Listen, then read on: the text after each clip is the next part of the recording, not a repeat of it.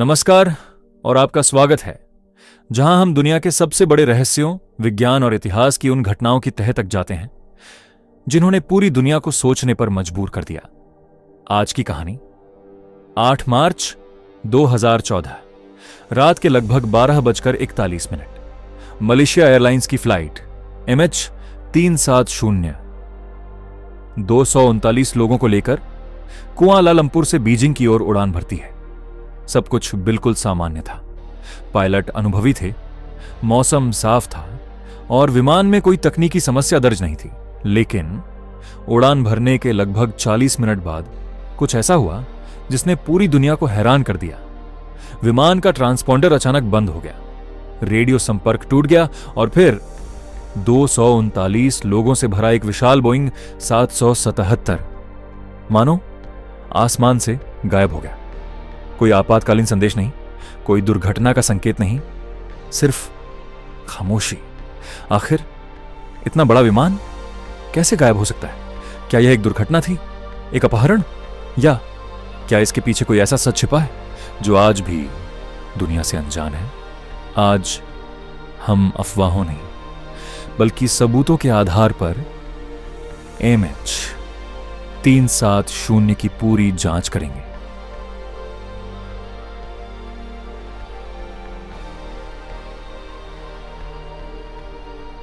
आठ मार्च 2014 सब कुछ एक सामान्य अंतर्राष्ट्रीय उड़ान जैसा ही था।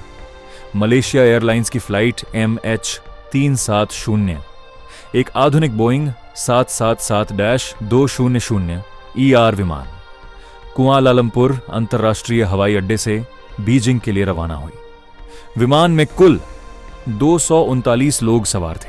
इनमें 227 यात्री और 12 क्रू सदस्य शामिल थे। विमान की कमान अनुभवी कप्तान झारी अहमद शाह के हाथों में थी, जिनके पास लगभग 18,000 घंटे का उड़ान अनुभव था। सह पायलट फारिक अब्दुल हमीद, वह पूरी तरह प्रशिक्षित थे। मौसम बिल्कुल साफ था। विमान में किसी तकनीकी खराबी की कोई सूचना नहीं थी। उड़ान सामान्य रूप से आगे बढ़ रही थी। फिर रात 1:19 पर एयर ट्रैफिक कंट्रोल ने पायलट से संपर्क किया। कप्तान का आखिरी संदेश था, गुड नाइट मलेशियन 370। यह एक सामान्य विधायी संदेश था। किसी भी तरह की घबराहट, आपातकाल या तकनीकी समस्या का कोई संकेत नहीं था। लेकिन कुछ ही मिनटों बाद विमान का ट्रांसपॉन्डर अचानक बंद हो गया। रडार पर उसकी पहचान गायब हो गई। हालांकि सैन्य रडार ने एक चौंकाने वाली बात दर्ज की। विमान अपनी निर्धारित दिशा में आगे बढ़ने के बजाय अचानक मुड़ा और वापस मलेशिया की ओर उड़ने लगा। यहीं से दुनिया की सबसे बड़ी विमानन जांच शुरू हुई। लेकिन सवाल यह था, आखिर किसी ने विमान का रास्ता क्यों बदला? और क्या उस समय विमान के अंदर कुछ ऐसा हो चुका था जिसकी जानकारी बाहर किसी को नहीं थी?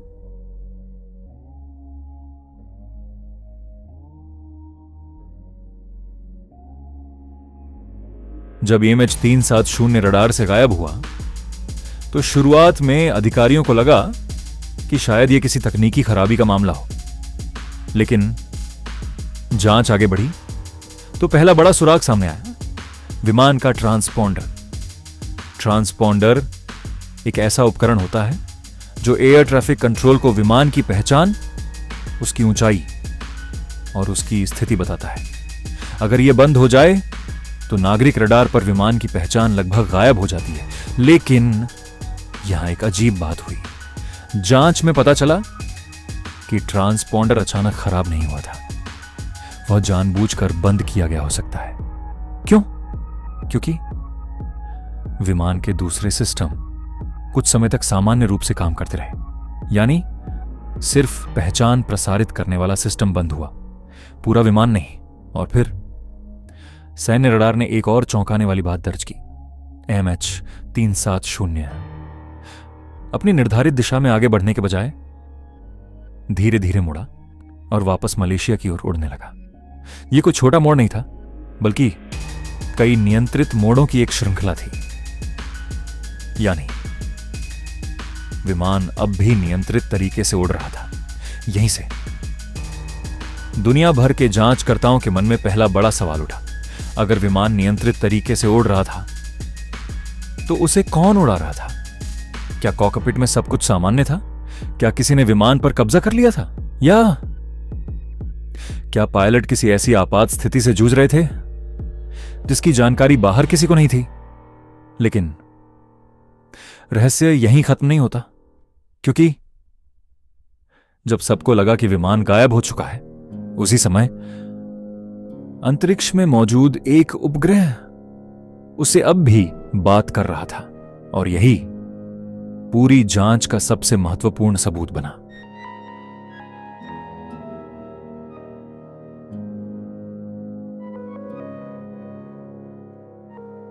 जब पूरी दुनिया को लगा कि MH370 हमेशा के लिए गायब हो चुका है, तब हजारों किलोमीटर दूर अंतरिक्ष में मौजूद एक सैटेलाइट अब भी उस विमान से जुड़े संकेत दर्ज कर रहा था।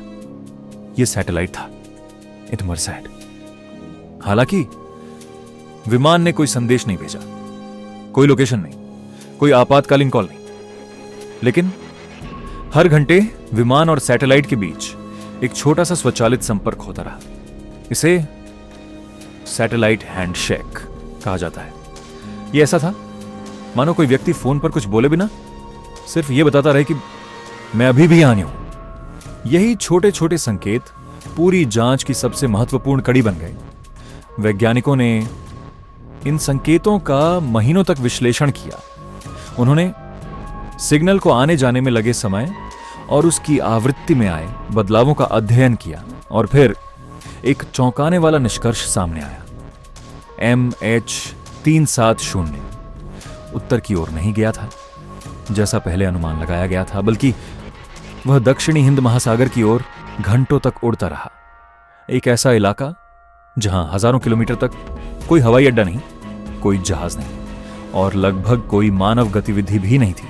यानी अगर विमान वास्तव में वहीं गया तो उसे ढूंढना समुद्र में एक सुई खोजने जैसा था। लेकिन एक सवाल अभी भी अनसुलझा था। विमान उस दिशा में गया क्यों? क्या यह किसी की सोची समझी योजना थी, या क्या कॉकपिट में ऐसा कुछ हुआ जिसके कारण कोई भी मदद नहीं मांग सका? यहीं से जांच दो अलग अलग दिशाओं में बढ़ गई। एक तरफ तकनीकी कारण, दूसरी तरफ मानवीय कारण, और दोनों के पक्ष में कुछ न कुछ सबूत मौजूद थे।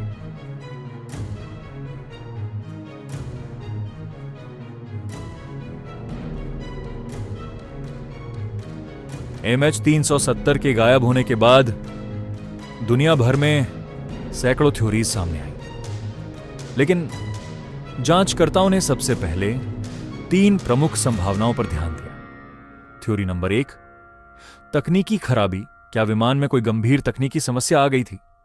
कुछ विशेषज्ञों ने अनुमान लगाया कि शायद विमान में आग लग गई हो, या फिर बिजली की बड़ी खराबी हुई हो जिसकी वजह से संचार प्रणाली बंद हो गई। लेकिन इस थ्योरी में एक बड़ी समस्या थी। अगर विमान पूरी तरह नियंत्रण से बाहर था तो उसने इतने सटीक मोड कैसे लिए?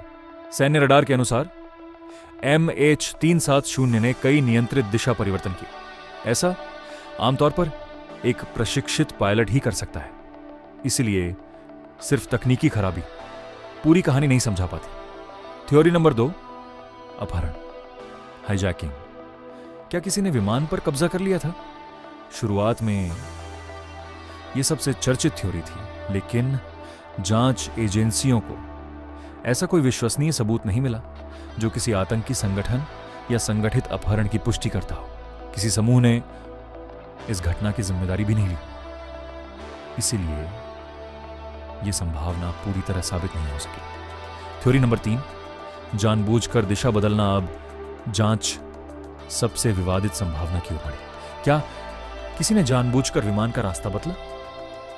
जांच में यह सामने आया कि विमान का ट्रांसपॉन्डर बंद हुआ, फिर विमान मुड़ा और कई घंटों तक उड़ता रहा। इन तथ्यों ने कुछ विशेषज्ञों को यह सोचने पर मजबूर किया कि कॉकपिट में मौजूद किसी व्यक्ति ने जानबूझकर विमान की दिशा बदली हो सकती है। लेकिन महत्वपूर्ण बात यह है इस संभावना को निर्णायक रूप से सिद्ध करने वाला कोई प्रत्यक्ष प्रमाण आज तक नहीं मिला है। यानी यह केवल एक जांच की दिशा थी, अंतिम निष्कर्ष नहीं। और शायद यही कारण है कि MH370 आज भी दुनिया का सबसे बड़ा विमानन रहस्य बना हुआ है। लेकिन 2015 में हिंद महासागर के किनारे एक ऐसी चीज मिली जिसने पूरी जांच को एक नई दिशा दे दी।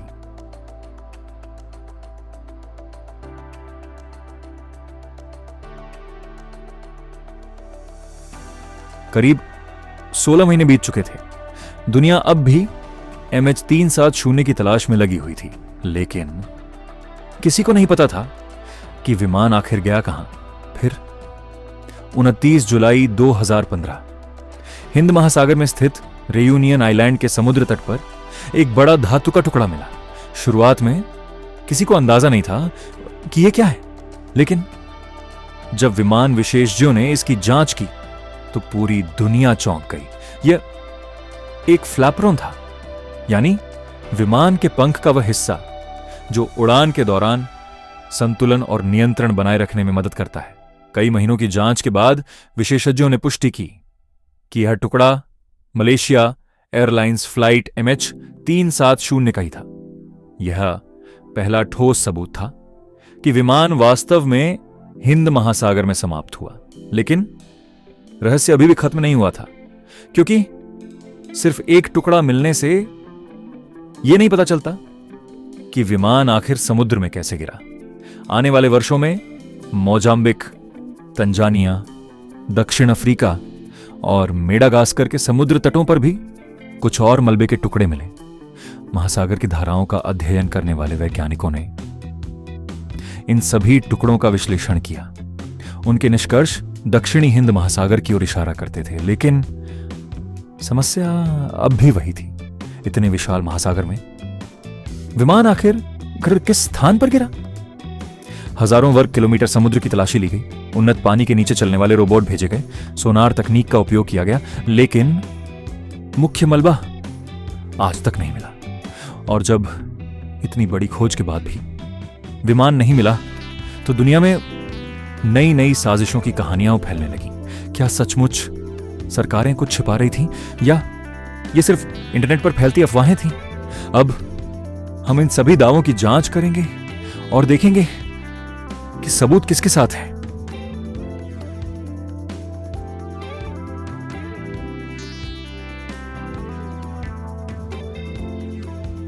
जब भी कोई रहस्य वर्षों तक अनसुलझा रहता है तो उसके आसपास अफवाहें और साजिशों की कहानियां जन्म लेने लगती हैं। MH370 के साथ भी ठीक यही हुआ। इंटरनेट पर हजारों वीडियो, लाखों पोस्ट और अनगिनत दावे किए गए, लेकिन आइए देखते हैं इनमें से कितनी बातें सबूतों पर आधारित हैं। थ्योरी 1, एलियन ने विमान का अपहरण किया। यह दावा सोशल मीडिया पर खूब वायरल हुआ, लेकिन आज तक ऐसा कोई वैज्ञानिक प्रमाण, कोई रडार रिकॉर्ड या कोई विश्वसनीय गवाही नहीं मिली जो इस दावे का समर्थन करे। निष्कर्ष सिर्फ एक कल्पना। थ्योरी 2, किसी गुप्त सैन्य ऑपरेशन ने विमान को गिरा दिया।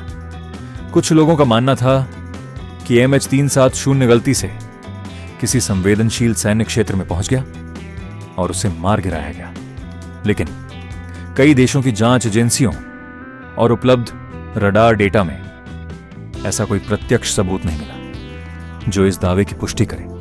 थ्योरी 3, विमान का अपहरण हुआ था।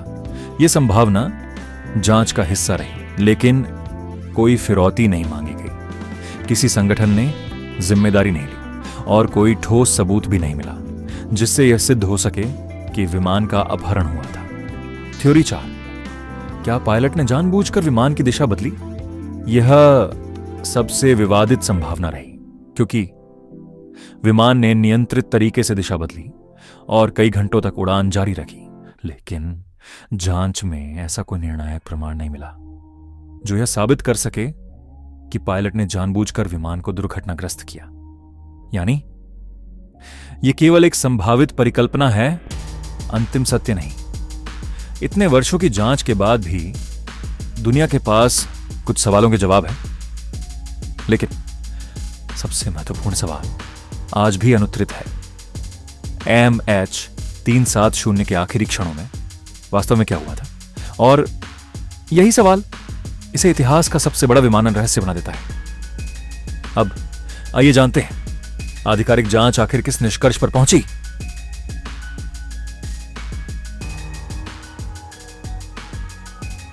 सालों तक दुनिया के कई देशों के विशेषज्ञ MH370 की खोज में लगे रहे। आधुनिक जहाज, सोनार तकनीक, पानी के नीचे चलने वाले रोबोट और सैटेलाइट डेटा सबका इस्तेमाल किया गया। यह इतिहास की सबसे महंगी और सबसे बड़ी विमानन खोजों में से एक थी।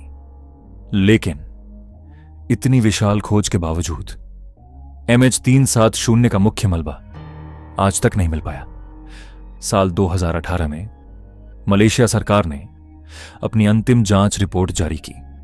रिपोर्ट में कहा गया कि विमान के रास्ते में बदलाव संभवतः मैन्युअल इनपुट से हुआ था, यानी किसी समय किसी व्यक्ति ने विमान की दिशा बदली हो सकती है। लेकिन रिपोर्ट यह भी स्पष्ट करती है कि यह निश्चित रूप से नहीं कहा जा सकता कि वह व्यक्ति कौन था या उसने ऐसा क्यों किया।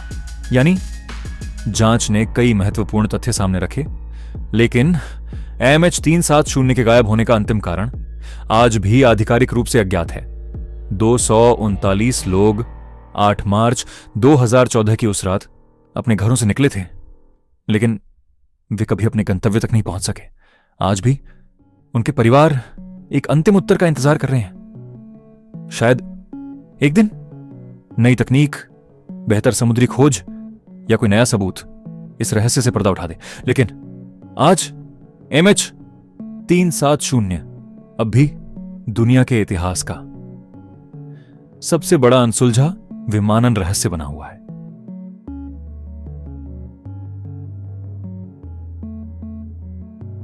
ग्यारह साल से भी ज्यादा समय बीत चुका है, लेकिन MH370 की कहानी आज भी अधूरी है। 239 लोग उस रात अपने परिवारों को अलविदा कहकर निकले थे। किसी ने नहीं सोचा था कि यह उनकी आखिरी उड़ान होगी। दुनिया ने इतिहास की सबसे बड़ी खोज अभियान चलाया।